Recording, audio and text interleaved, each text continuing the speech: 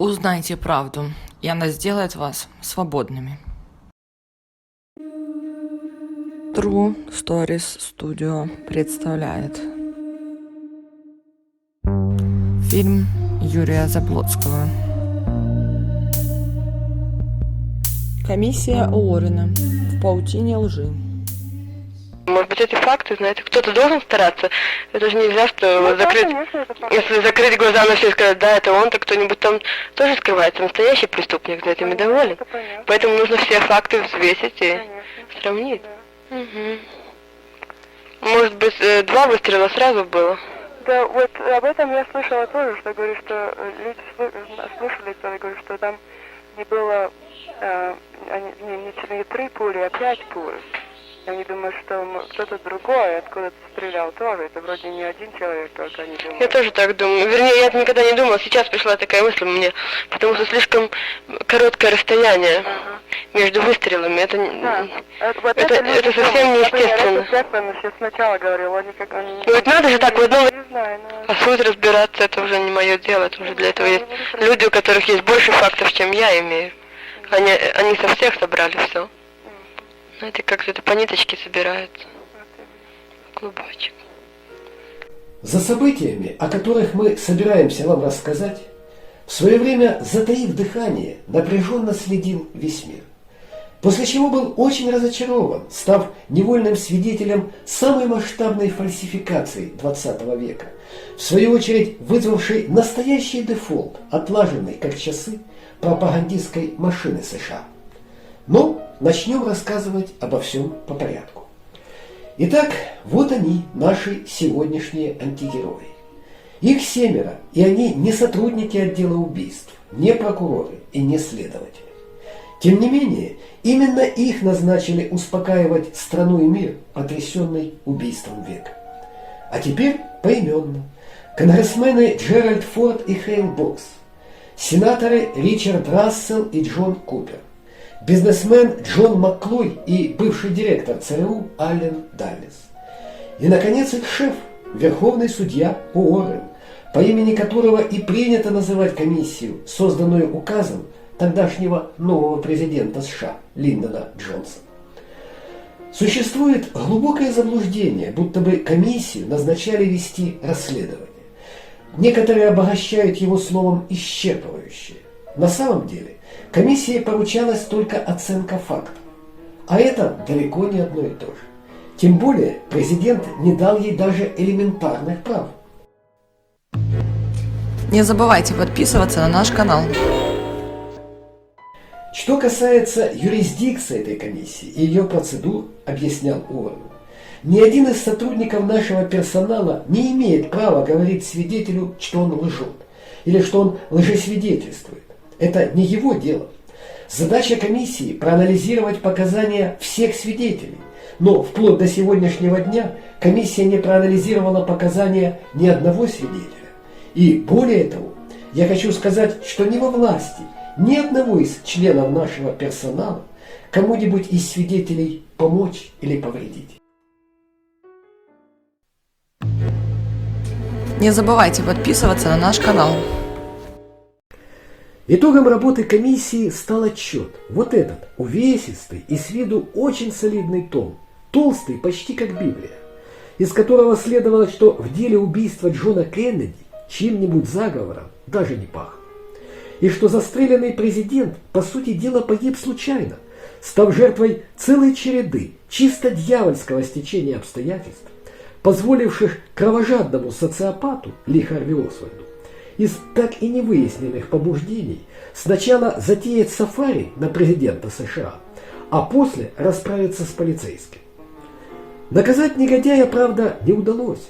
Прямо в полиции и даже в прямом телевизионном эфире его настигла карающая рука бескорыстного народного мстителя Джека Руби, человека тонкой души, о чем чуть ли не со слезой рассказывали посетители его стриптиз-клуба. Освальда он, естественно, застрелил исключительно по собственной инициативе. К такому выводу единодушно пришла комиссия, хоть даже в Голливуде блокбастер с таким сюжетом бы не пошел. Все это выглядело чересчур неправдоподобно. При этом комиссия отказала Освальду даже в праве на адвоката, нанятого покойному его матерью, и безоговорочно оправдала полицию, предпринявшую, как сказано в отчете, экстраординарные меры для охраны подозреваемого, в результате которых он был убит. К отчету было приложено 26 томов дополнительных документов, а доступ к неопубликованным запрещен. Так неправильно, заикнулся было Хейлбокс, но Даллес успокоил его, что, дескать-то, все равно копаться в этом никто не будет. Но мэтр шпионажа тогда ошибся. Такие желающие нашлись: Марк Лейн и Лео Савадж, Сильвия Мигер и Сильван Фокс, Томас Бьюкенен и Гарольд Вейсберг, стервятники и параноики, авантюристы и обманщики, сплетники и клеветники, что далеко не полный набор эпитетов, которыми награждали критиков наработок комиссии во всех без исключения информационных агентствах, во всех без исключения ведущих журналах, во всех без исключения больших газетах, а также во многих, в подавляющем большинстве, претендующих на документальность фильмов. Всячески оскорбляя и унижая своих оппонентов, они с упорством религиозной секты, как утопающие за соломинку, до сих пор судорожно цепляются за мертворожденный миф о неких монументальных достижениях комиссии Уоррена, которые будут возвышаться как Гибралтар в документальной литературе грядущих веков. Так оценил в частности и свою работу один из членов комиссии Джеральд Форд, добавив, что ни одно преступление никогда не было расследовано столь тщательно. Читатели полного отчета не найдут оснований подвергать сомнению выводы комиссии, по горячим следам писали в журнале «Тайм», и то же самое продолжают писать теперь, разве что уже не настолько оптимистично. Несмотря на то, что лавина рассекреченных бумаг не уберет все сомнения, загадки и конспирологические теории, она сохранит в основном незыблемым вердикт комиссии Уоррена. Ли Харви Освальд, действуя в одиночку, убил Кеннеди. А вот уже некая Алиция Джордж, автор одной из множества безликих, написанных, можно сказать, под копирку книг, посвященных адвокатуре официальной версии. Я не могу представить себе любой документ, способный убедить теоретиков заговора в том, что Освальд действовал в одиночку. Заядлые картежники справедливо назвали бы это блефом. Нет и не было у говорящих голов ничего из этих самых, как они твердят, ошеломляющих доказательств вины Освальда. Для этого надо опровергнуть 5 фотографий, показания сотни свидетелей и 4 разные экспертизы, перед началом одной из которых подозреваемый спокойно сказал бравшему у него пробы сержанту: «Вы хотите проверить, стрелял ли я? Тогда вы напрасно тратите свое время. Я не совершал ничего из того, в чем меня обвиняют».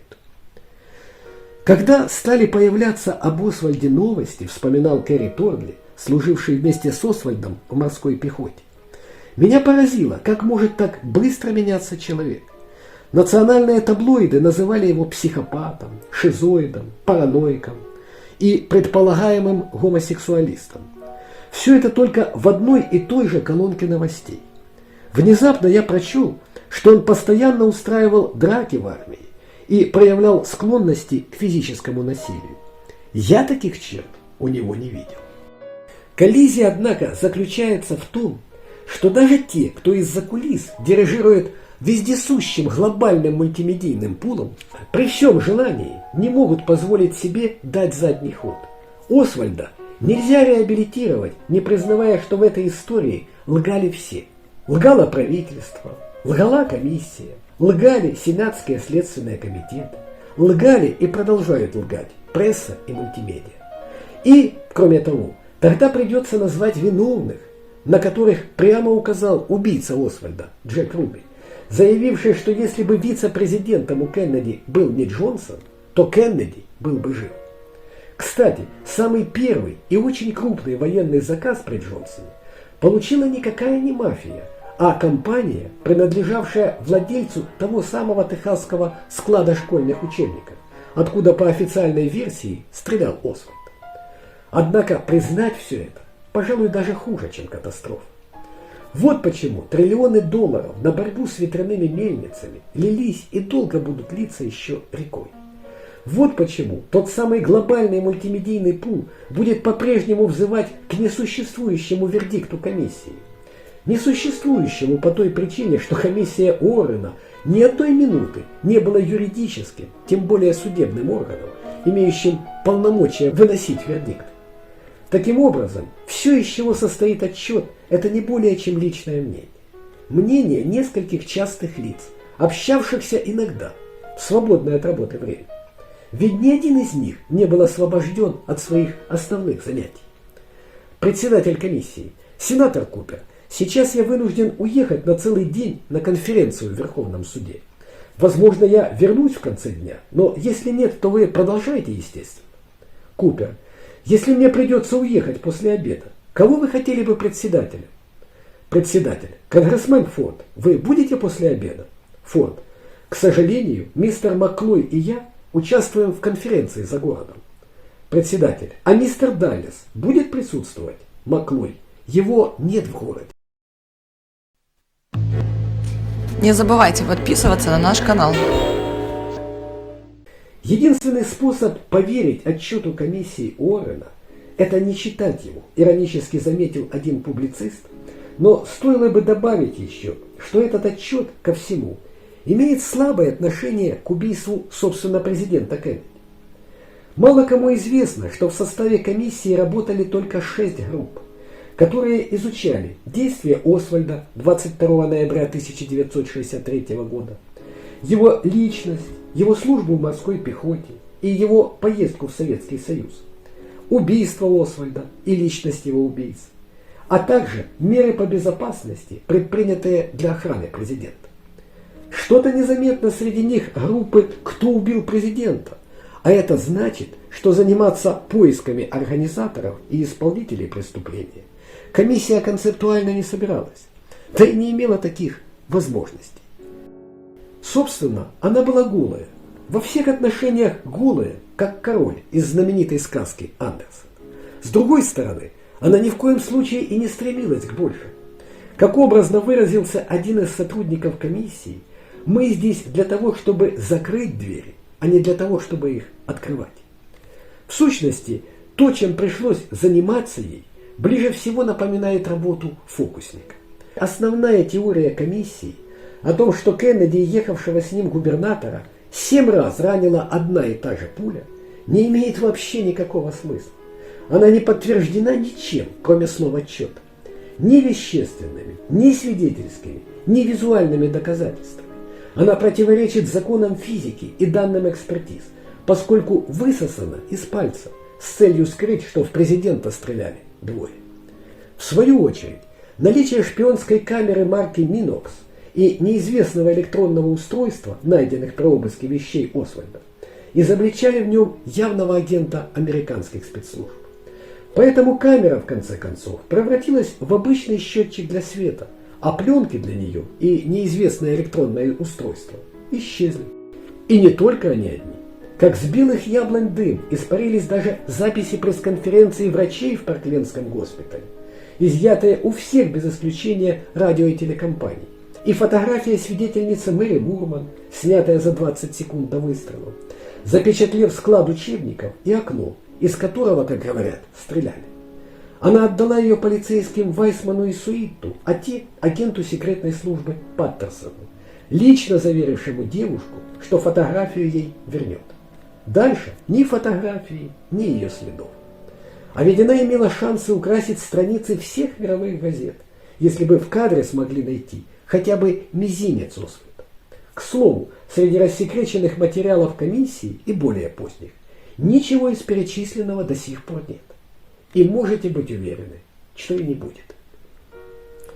И с документами, и с фактами комиссия вела себя одинаково, как слон, ворвавшийся в магазин с посудой. Трудности, возникавшие со сводом концов, она решала только одним единственным способом, отбрасывая все то, что не вписывалось в ее задачу. Делалось это грубо. Медсестры и доктора, оказывавшие помощь смертельно раненому президенту, по мнению комиссии, все как один ошибались в описании его ран. полицейские, нашедшие винтовку в складе учебников, были не в состоянии отличить немецкий Маузер калибра 7,65 от итальянского Манлихер Каркано калибра 6,5. Экспертизы оказывались ненадежными. Губернатор Техаса Коннелли и его жена заблуждались, настаивая, что вторая пуля попала в него, а подавляющее большинство очевидцев страдали слуховыми и визуальными галлюцинациями. Из 259 свидетелей преступления, о которых комиссия точно знала, около 100 заявили или показали своими действиями, что источником стрельбы был вовсе не склад учебника, а еще 123 были комиссией просто проигнорированы. В основу ее версии легли показания оставшихся 36 свидетелей, почти половина из которых – официальные лица и их жены, ехавшие в тот день в президентском кортеже. Трое из них, в том числе жена бургомистра Далласа, даже якобы видели в окне винтовку, но почему-то не закричали «Смотрите, смотрите, там, там!» и не поспешили направить туда полицию. Обиднее всего, что в жиденькую группку очевидцев, продвигавших официальную версию, затесался и специальный советник Кеннеди О'Доннелл, лично, хоть и не прямо, ответственный за то, что произошло с президентом в Далласе. Поездка в этот город, вопреки предостережениям, выбор даты и времени, помещение для банкета, вызывавшего возражения у секретной службы, а этим был продиктован и путь по городу, и, наконец, отсутствие защитного колпака на автомобиле. Все это были его решения. Он слышал 2 выстрела, совсем не там, куда указал на следствии, и это чистой воды предательство, сколько бы ни ссылался он впоследствии на давление ФБР. Ведь другого советника, Дэйва Пауэрса, такое же давление не смутило. Впрочем, тут есть нюанс. Кен О'Доннелл остался работать с Джонсоном, а Пауэрс в тот же день ушел. Не забывайте подписываться на наш канал. Есть некоторая символика в том, что комиссия вынуждена была лгать, начиная со своего самого первого документа. Вот он, написанное печатными буквами письмо, почему-то не замеченное никем при добром десятке повальных обысков. Затем оно, в буквальном смысле слова, нарисовалось, при более чем странных и загадочных обстоятельствах. Кто-то попытался воспроизвести стиль и почерк Ли Харви Освальда, вот только, естественно, не сумел оставить на письме еще и его отпечатки пальцев. Итак, это письмо – подделка, но комиссия выдала его за подлинник. Единственным клиентом была правда. Так называется один из документальных фильмов, посвященных работе комиссии Уоррена. Это уже космос после всего, что видели вы сегодня. А ведь это была всего лишь первая серия. Самое интересное это еще впереди. Продолжение следует. Не забывайте подписываться на наш канал.